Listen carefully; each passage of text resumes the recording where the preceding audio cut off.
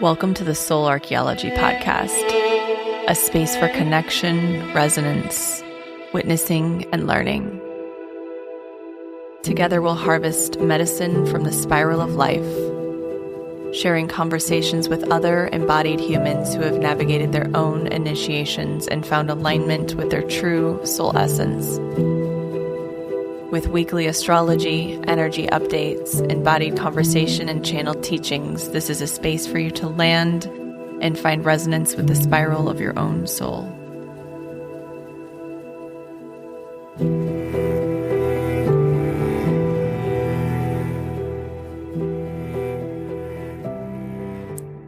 Hello, and welcome back to Soul Archaeology.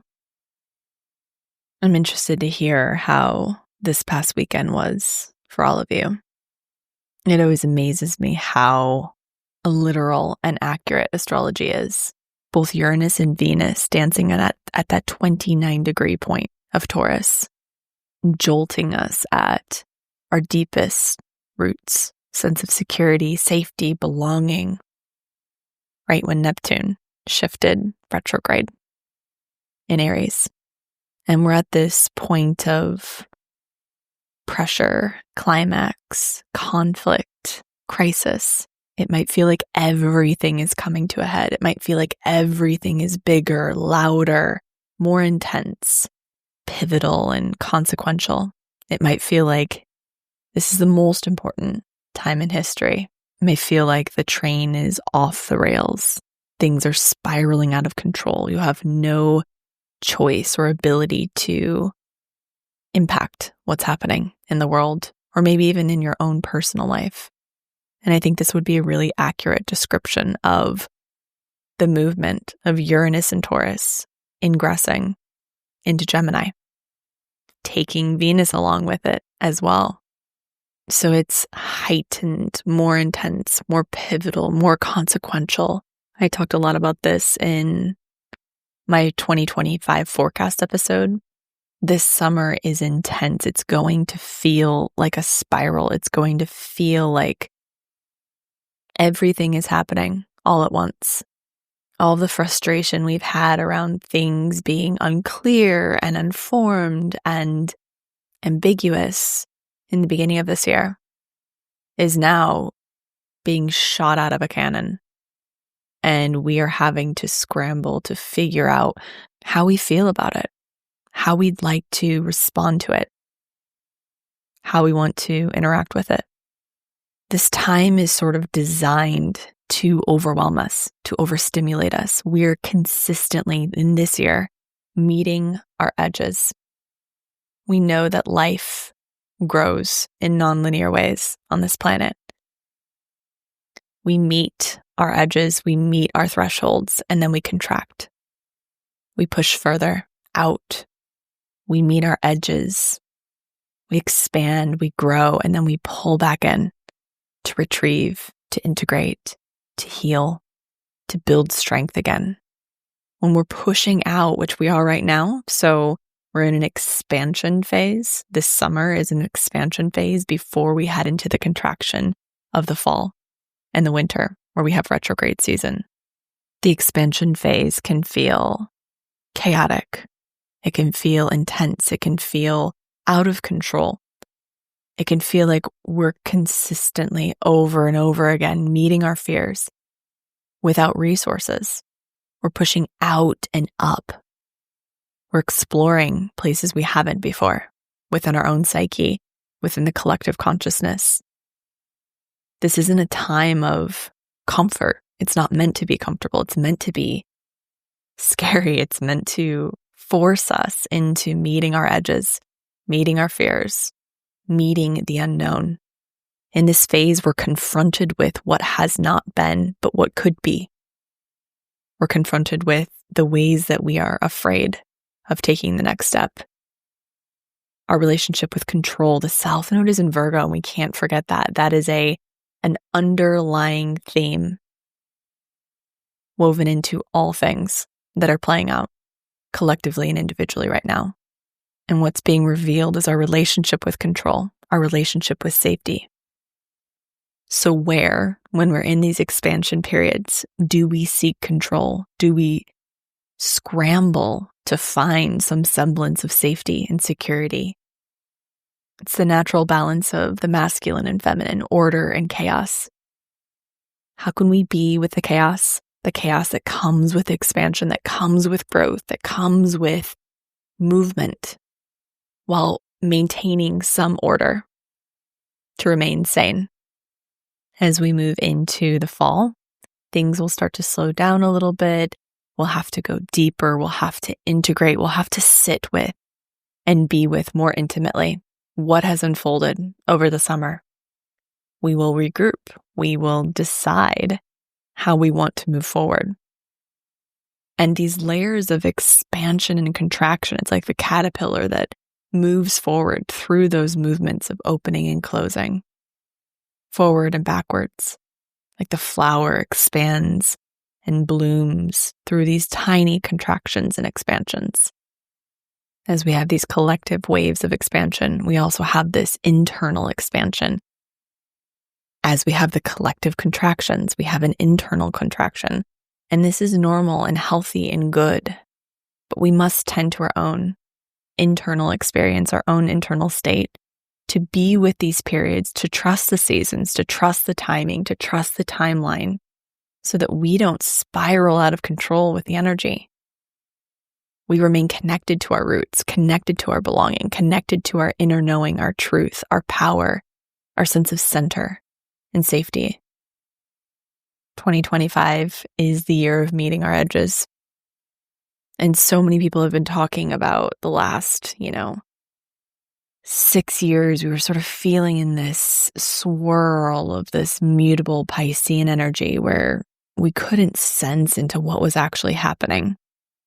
And now, with Saturn and Neptune in Aries, with Uranus moving into Gemini, we are dropping into reality. We're waking up from a slumber. We are emerging into life. We must remain full participants in life with strong and secure, energetic, mental, physical, emotional, spiritual boundaries. And this is an intricate dance. This takes practice, it takes tending, it takes capacity and resilience. We've been conditioning like Jedis to meet this time. So we all must remain in our practices. This is what keeps us sane. This is what keeps us grounded. This is what keeps us alive. It's what keeps us present. It's what keeps us rooted in reality when so much is changing and swirling and spiraling around us. Whatever those practices are to you, root deeply into them. This week is a big one. We have one of the most pivotal transits of 2025 happening on July 7th. Uranus enters Gemini. And we'll be diving deep into this transit in this episode because I touched on it a little bit last week, but this week is where it really starts to take root until it retrogrades back in November. And then on July 10th, we have a full moon in Capricorn. So this week is about movement. It's about change. We begin with Uranus entering Gemini, initiating an 8-year revolution. Thought, language, nervous system repatterning. This transit is fast, electric. It's deeply mental. It's disruptive. And it's a disruption of how we've been conditioned to think, speak, and connect. And then we have a counterweight on July 10th, the full moon in Capricorn. This is earth medicine. This is a stabilizing moon. It gives us a moment to pause and reflect, to regroup. It's trine Mars in Virgo.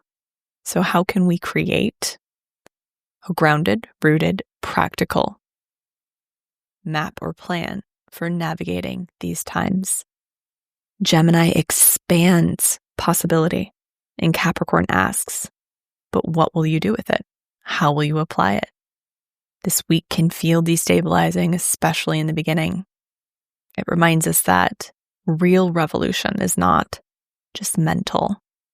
It must be lived in the body, grounded in ritual, built through devotion. July is a month of rewiring, mentally, somatically, spiritually. And this week really shows us how to start that rewiring, not through force, but through disciplined presence, showing up, doing what we say we're going to do, not collapsing, but meeting what's here. I received so many sweet messages last week about my personal share, and I just love this community so much, and I'm so grateful to be able to connect with you all weekly. It's such a gift.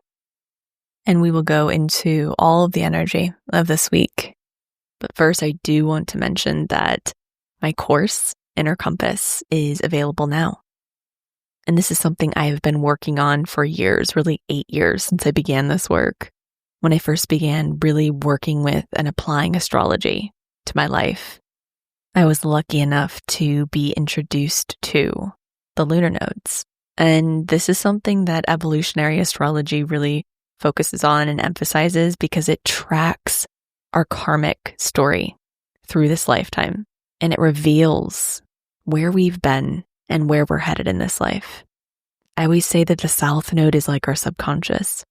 It's shaped and formed by our lived experiences from this life, from childhood, from ancestry, from past lives. So it carries this imprint that we tend to default to. It can carry a lot of shadow as well, maybe the things we're here to release. And the North Node is this point that guides us. It's sort of our evolutionary North Star. And when we learn how to really work with these placements, it can be life-altering. I work with these with my clients. I work with these in my personal life. I work with these in my relationships. I work with my North and South Node daily personally. So this course goes deep into these placements. It goes through each and every North and South Node placement. So you can use it for yourself. You can use it for your clients if you're a space holder or a practitioner. You can use it for your own personal relationships. And it gives very in-depth, actionable ways to work with these placements in your own life, how to understand your own personal nodal story, and gain so much clarity around where you've been and where you're headed in this lifetime, the patterns you're releasing, the purpose you're here to really click into and embrace.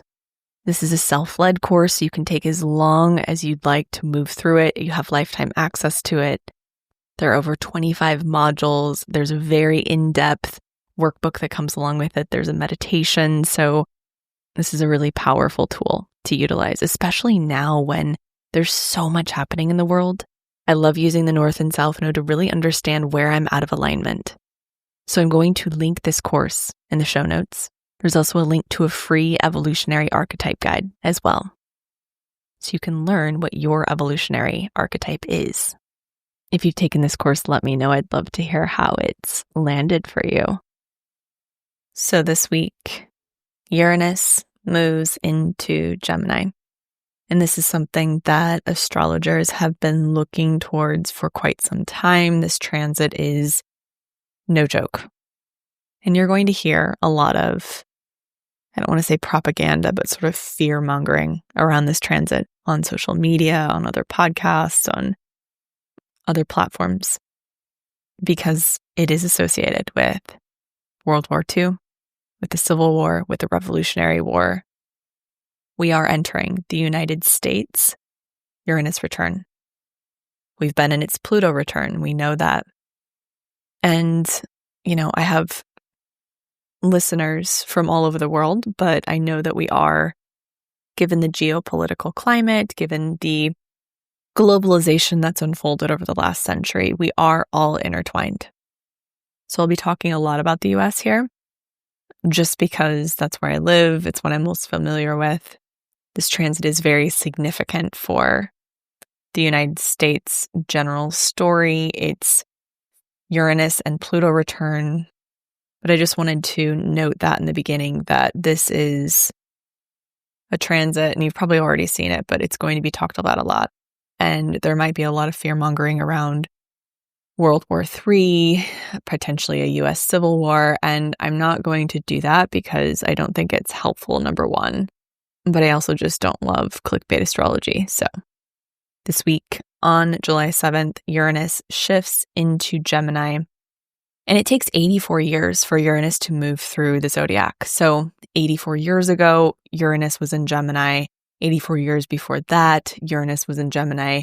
84 years before that, it was in Gemini, and so on. And so Uranus will be in Gemini from July 7th, 2025 to November 8th, 2025, when it retrogrades back into Taurus until April 26th, 2026, where it spends 8 years in Gemini.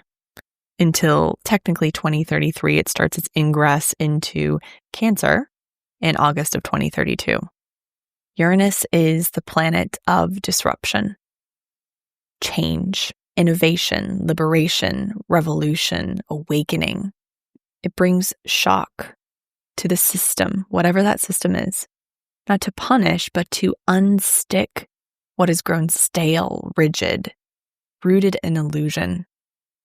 Gemini is a sign of duality, communication, perception, storytelling, multiplicity. It governs how we take in information, how we speak it, how we spread it, how we connect through it. It rules our local community. It rules socializing, networking, friendship, siblings.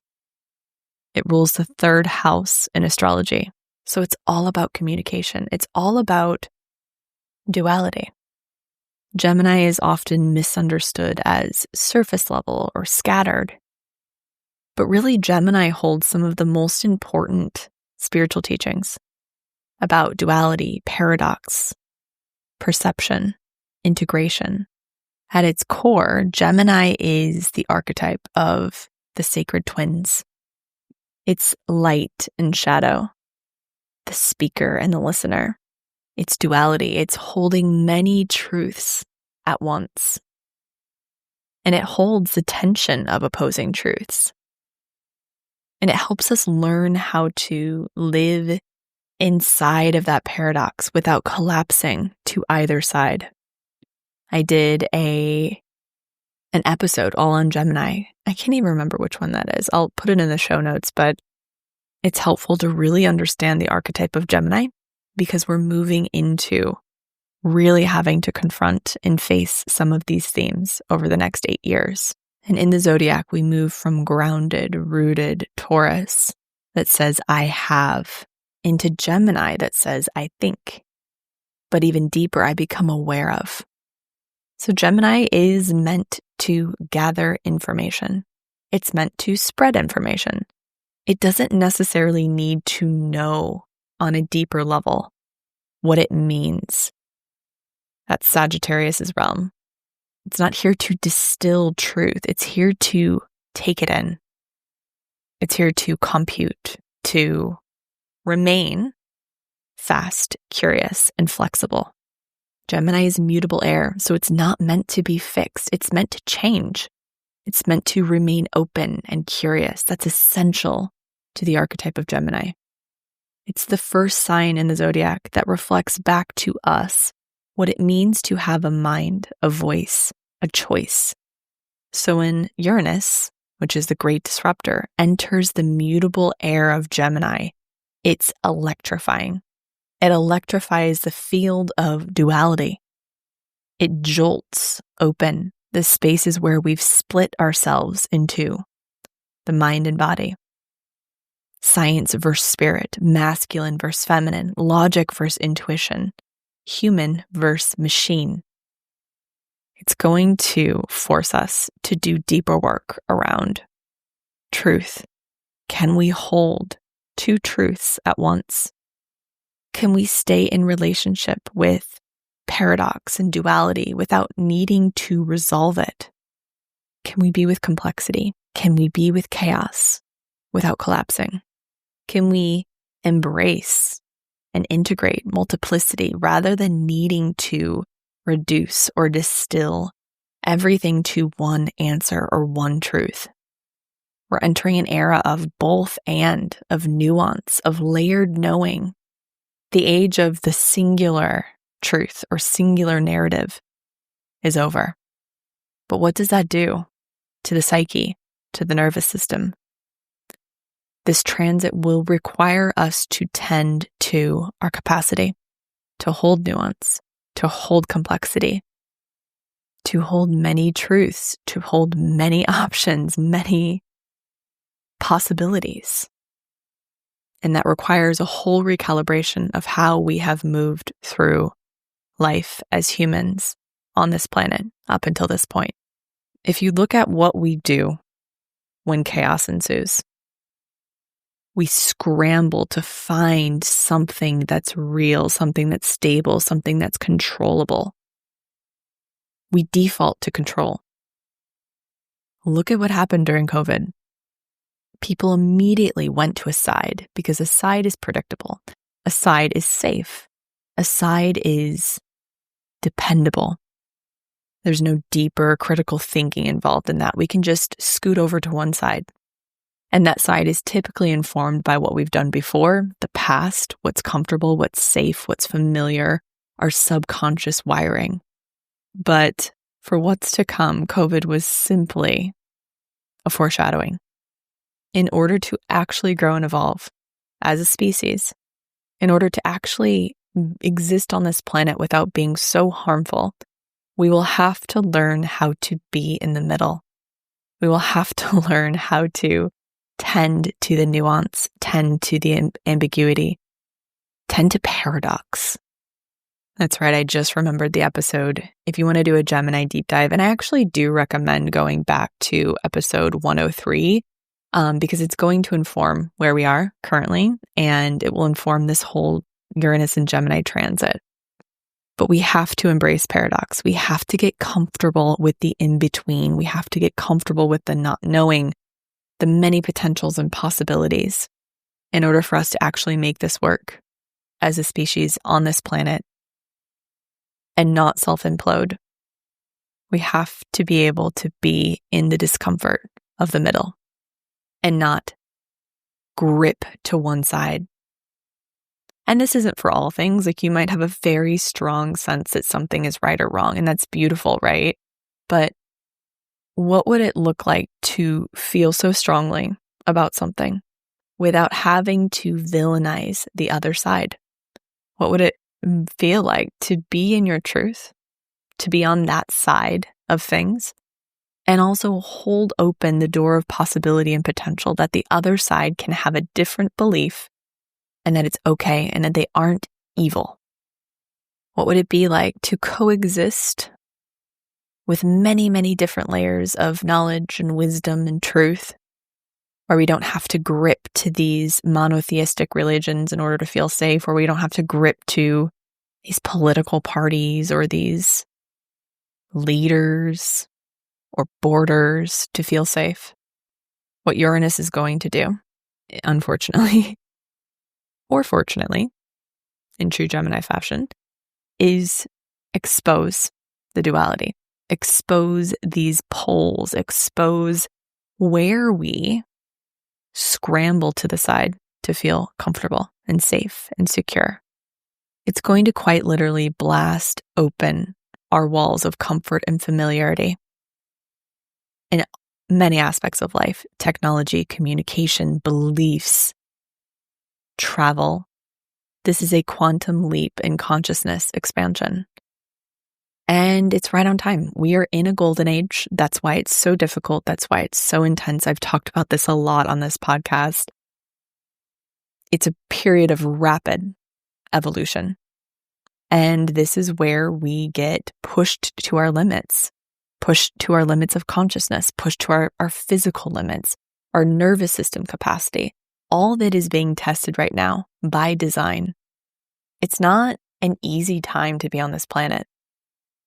And a lot of people are choosing an out, and whether that be by leaving the planet altogether, whether it be by completely dissociating, using substances, social media, movies, TV, AI to energetically, mentally, emotionally leave the planet.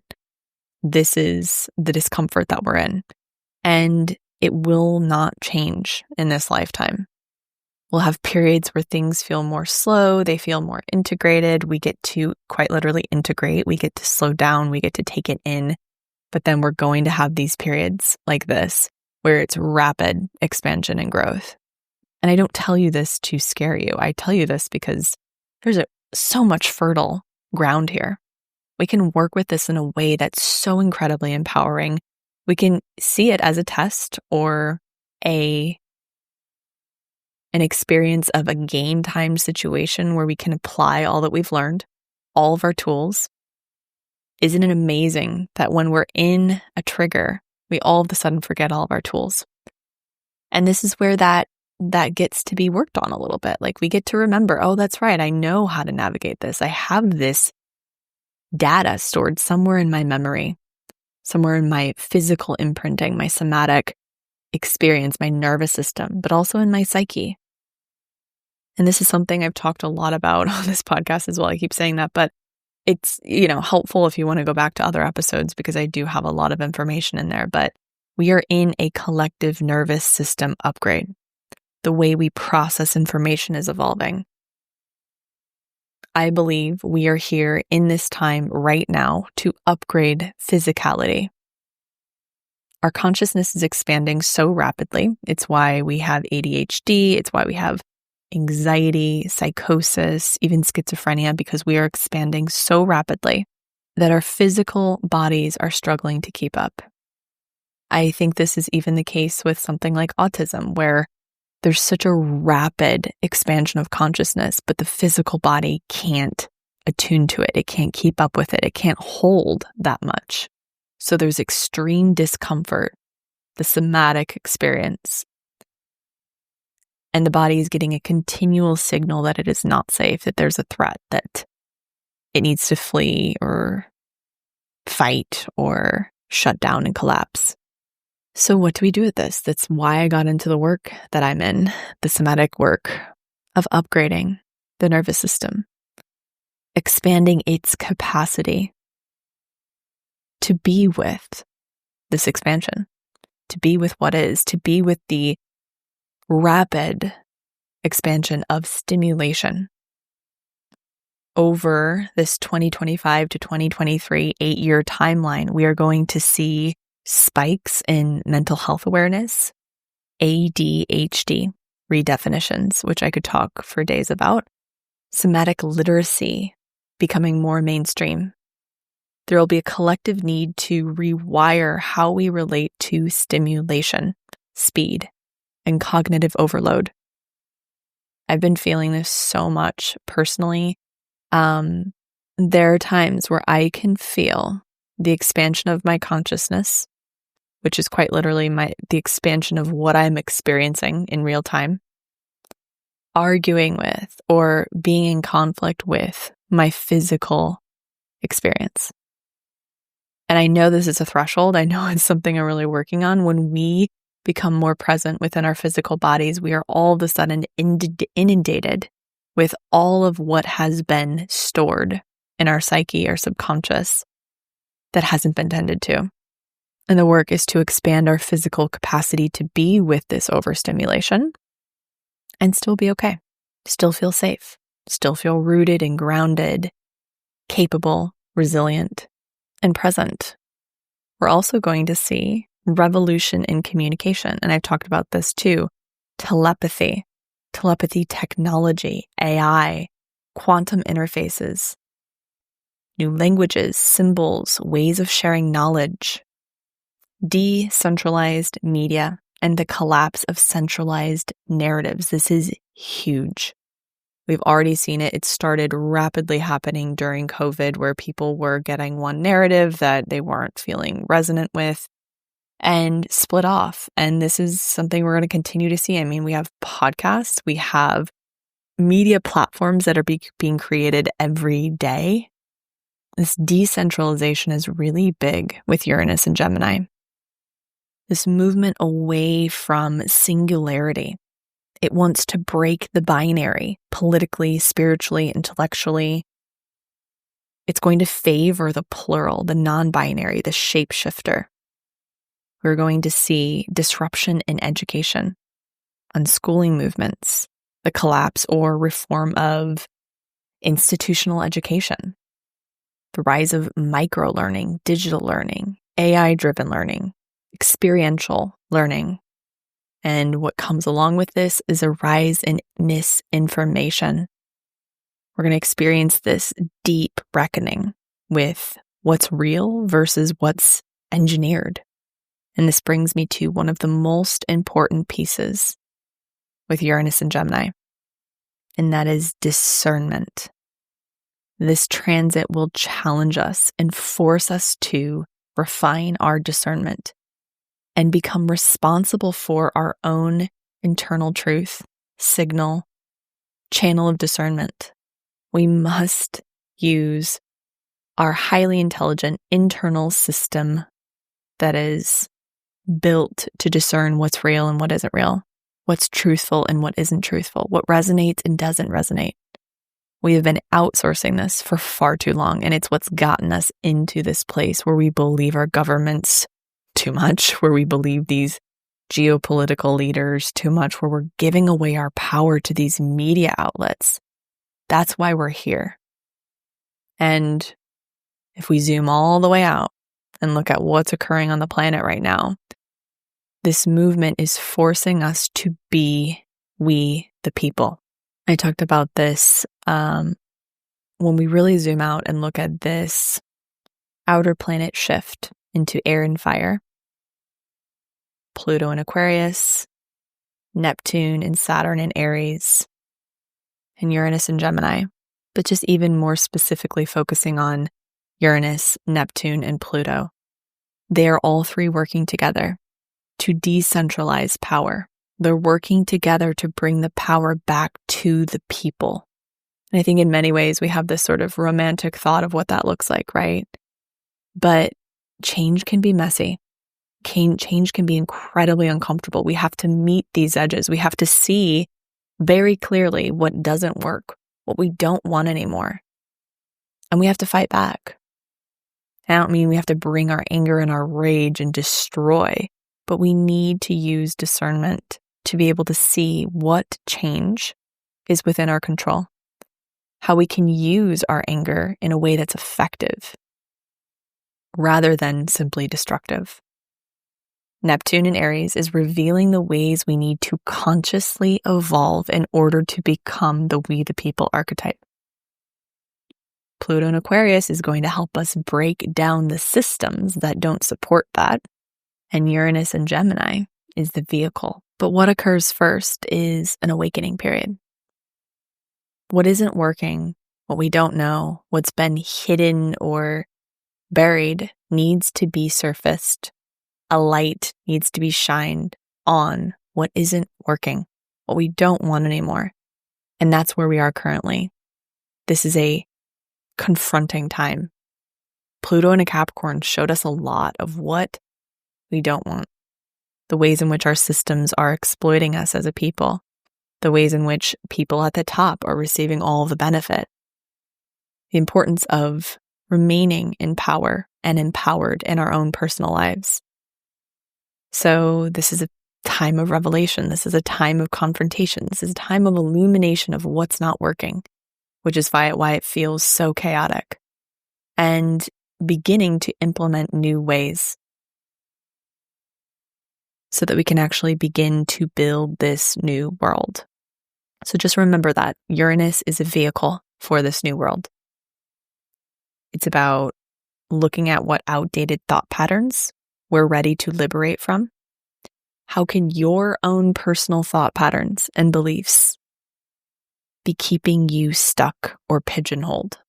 How can your voice become a tool for truth, not just reaction or reactivity? How can you become an alchemist of light and transmute the emotions to speak clearly? This is truly an era of rewiring, not just how we think, but how we speak life into being.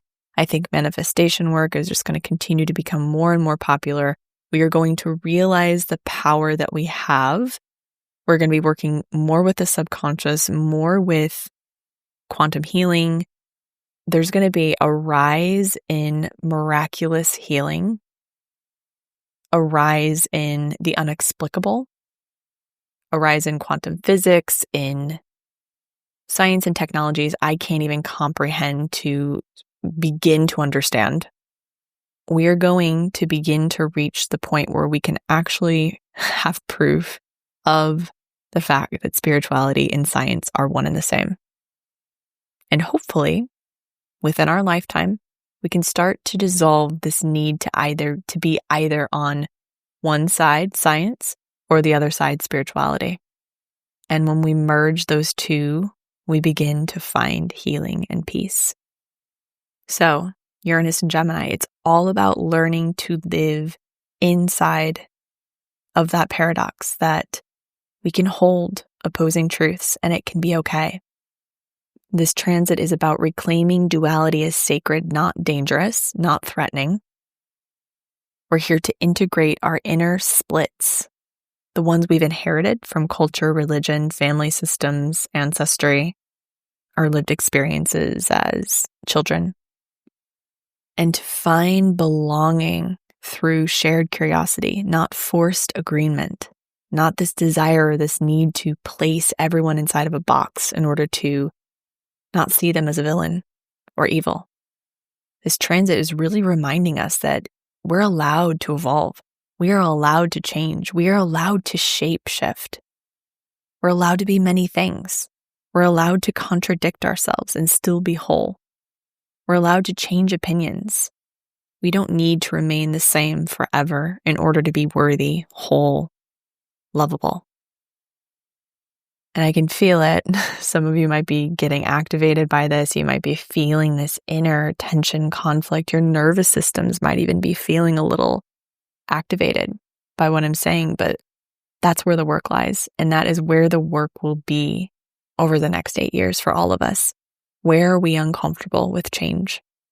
Where are we uncomfortable with paradox? Where are we uncomfortable with nuance? Where are we uncomfortable with not knowing and not having firm truths rooted in the past? And it's important to remember we are highly intelligent beings. Our psyche can pick up on what's going to happen before it does. We're psychic. We are intuitive. So we are already picking up on this transit. We're already having to let go of the ways in which we make ourselves small, tethered to outdated beliefs and relationships and circumstances that are no longer serving.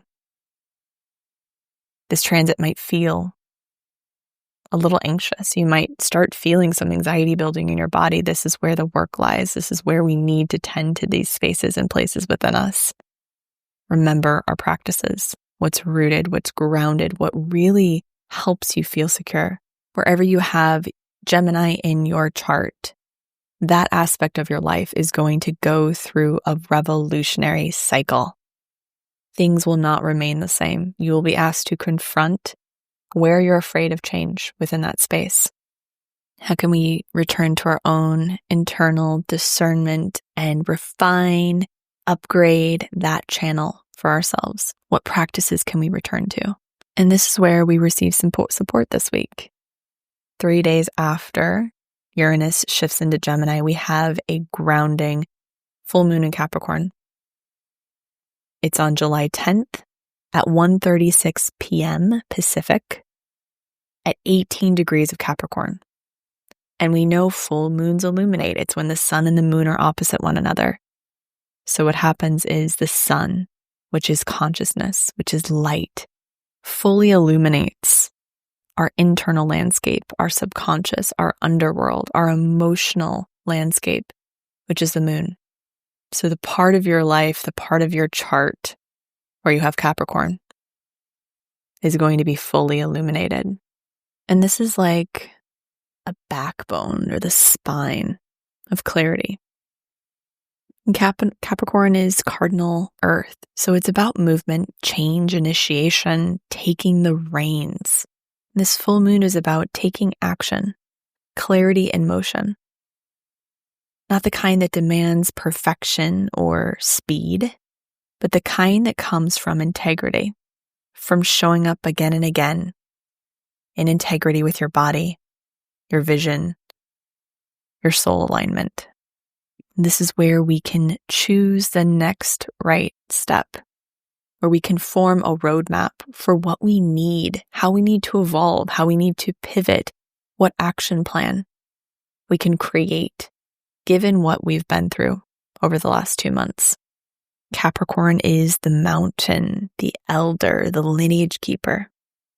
It's where we move from emotion into form, where we find responsibility, where we realize that we have the ability to create from our dreams, that our dreams can become architecture. It's going to show where we've matured, especially with Saturn and Aries. It's going to force us to show up, to mature, to transmute our anger, to grow and evolve out of reactivity, anger patterns, adolescent, childlike behaviors. This full moon is also going to show us where we still have work to do, where we are not taking ownership, taking the reins of our lives. Radical self-responsibility is a huge theme with this moon. And it comes back to what we were talking about with Uranus and Gemini. We have to find where we have control, where we can take ownership over our lives again, where we can activate our power in deeper, more embodied ways. It's going to reveal where we've been carrying too much out of duty, but not devotion. What we're not connected to anymore, but we still continue to show up for and repeat just out of default programs. And what systems are actually supporting our growth and which ones are suffocating it.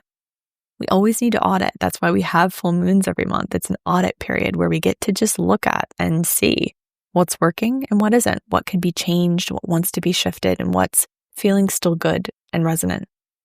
Mars is now in Virgo. So we get this opportunity to really refine, to get clear. This is a perfect time to recommit or commit to a new habit or somatic practice. This full moon is trine Mars and Virgo, so they're working together. You might see a new practitioner, you might find a new modality, you might discover something about your body that you didn't know before that can really help you in creating healthy, supportive practices to move forward. You might feel like you're ready to clear your schedule, clarify your workflow, your daily rituals that really align with your values. With Mars and Virgo, it's going to be playing with the South Node, as we know, so it's going to have us look at where we can embody sacred discipline, but not perfectionism. And most importantly, and how it's really supporting this full moon, is that it's going to clear pathways for us to really see what is the next best step. How can you lean into and take aligned action, sustainable action towards your long-term visions and goals?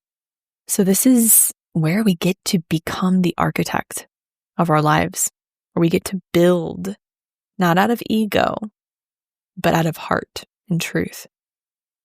You can see how all of these transits are working together to support us in moving forward more healed, more aligned, more evolved than before.